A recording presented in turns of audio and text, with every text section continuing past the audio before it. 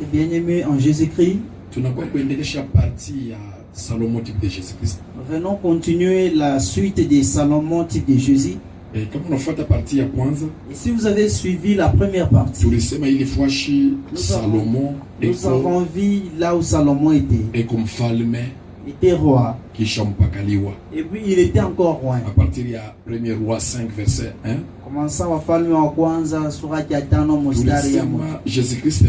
Nous avons dit que Jésus-Christ lui aussi, il était roi des rois.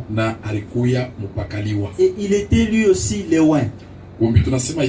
Alors nous disons Esaïe 61 verset 1. Isaya makumi sita na moja mstari ya moja. Inamuita Yesu kuya mupakaliwa. Appelle Jésus comme le roi. Quand il a été prophétisé par Isaïe, on ne savait pas c'était qui. On a juste prophétisé. Mais on savait que c'était Christ. Esaïe 61 verset 1. Esaïe chapitre 61 verset 1. L'Esprit du Seigneur l'Éternel est sur moi, car l'Éternel m'a oint pour porter de bonnes nouvelles aux malheureux.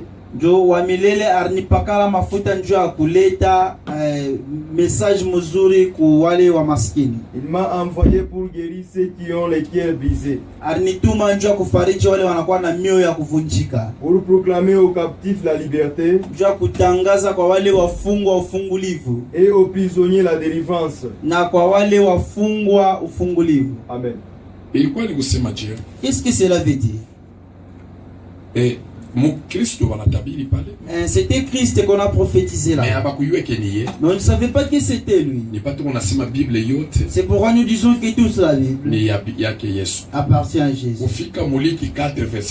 Arrivé Luka ine mustari ya 10. Là nous avons maintenant compris que Esaïe 61 verset 1 c'est l'accomplissement de Luc 4 verset 18. Luc chapitre 4 verset 18. Ok. L'Esprit du Seigneur est sur moi, parce qu'il m'a oint pour annoncer la bonne nouvelle. Parce que arnipakala mafuta njuu ya kutangaza message ya sasa aux pauvres. Il m'a envoyé pour guérir ceux qui ont les cœurs brisés, pour proclamer aux captifs la délivrance, et aux aveugles le recouvrement de la vie, pour renvoyer libres les opprimés.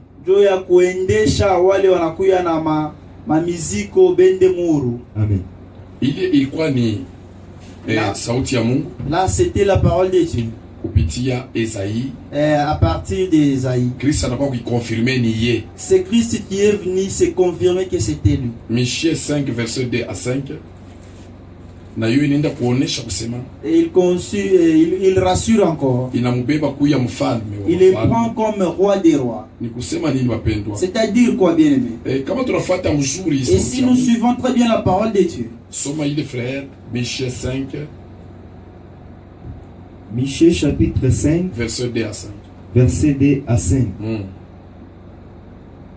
C'est pourquoi il les livrera jusqu'au temps où l'enfantera celle qui doit enfanter.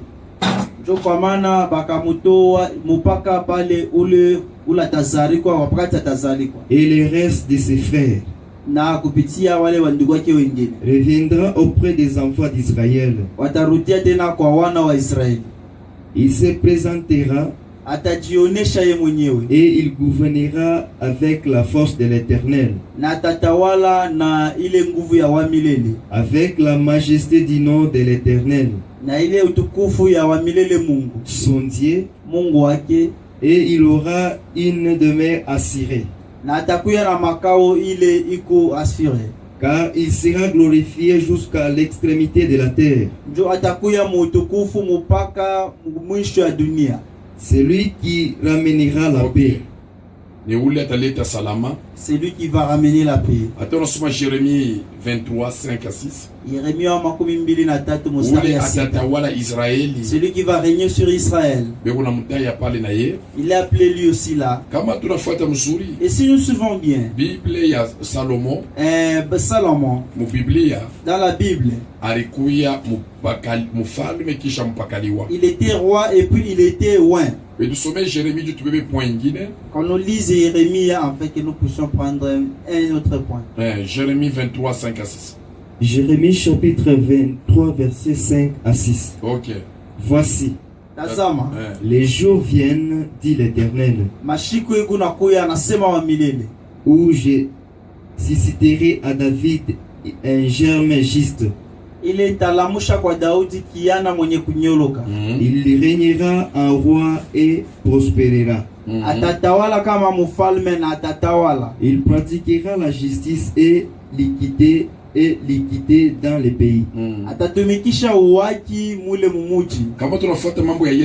Et si nous suivons bien les problèmes de Jésus, nous allons comprendre que la domination et l'origine de Jésus est venue de très loin. Salomon il a été appelé celui qui est admirable. Il a été appelé admirable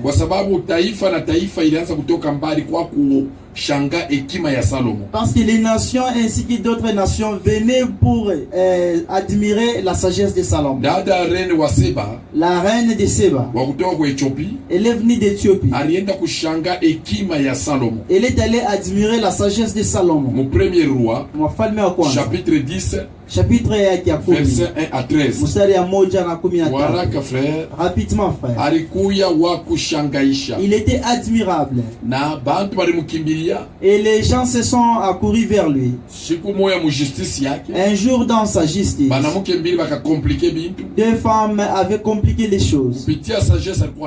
Par la sagesse qu'avait Salomon, il avait tranché ses problèmes avec justice. Ok frère, 1er roi 10, verset 1 à 13. 1er roi chapitre 10 verset 1. La reine de Séba a pris la renommée que possédait Salomon.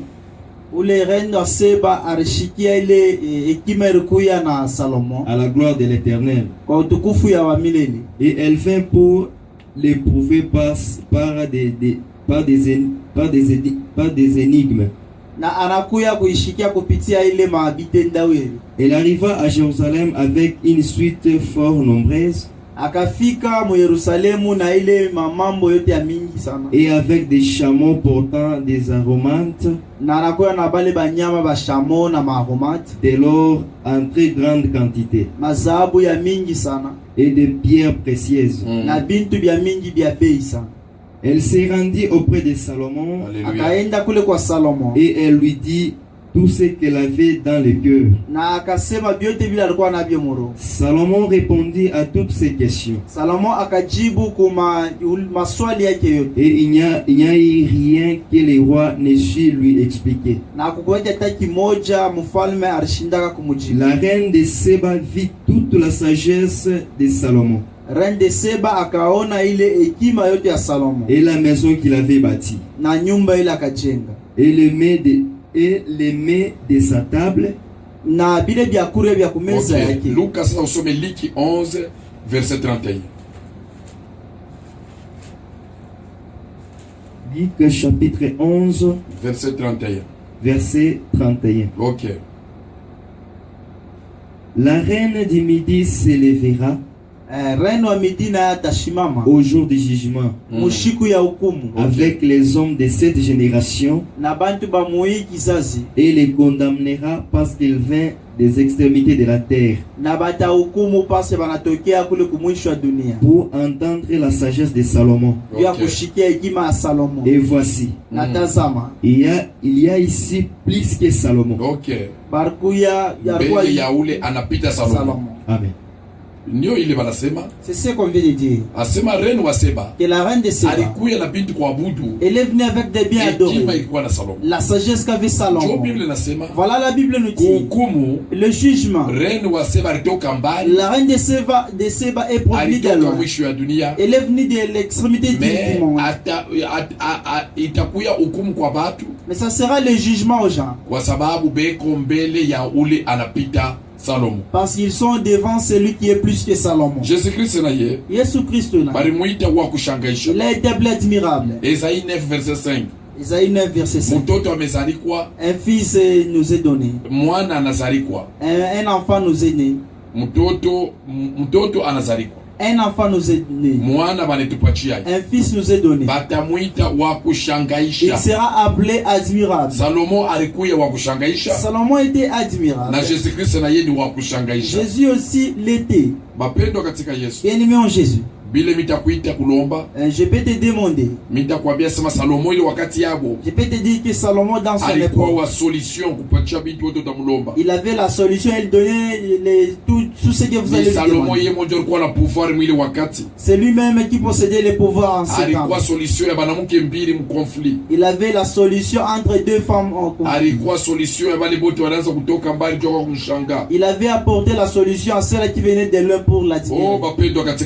Eh bien, la reine de Séba, elle était étonnée de la sagesse de Salomon.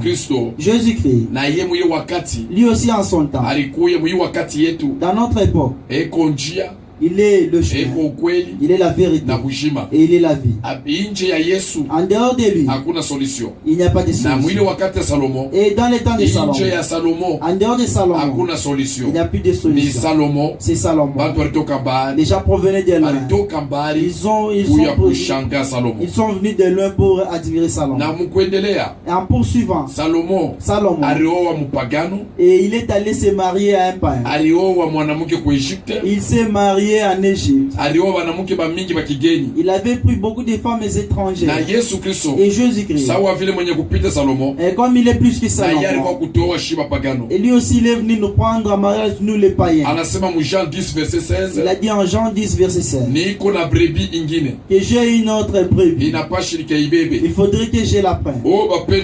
Et bien entendu, la femme cananéenne, elle a dit, elle s'est adressée à Jésus.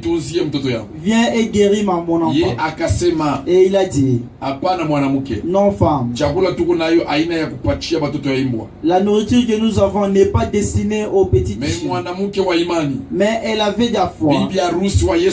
L'épouse de Jésus, qui est provenue des païens, elle a dit, même les chiens, même les petits chiens, ne mangent que les miettes qui tombent du temps.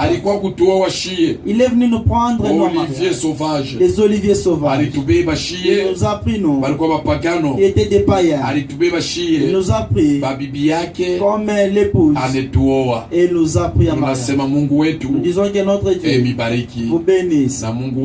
Et notre Dieu vous aide encore. Au nom de Jésus, nous disons Amen.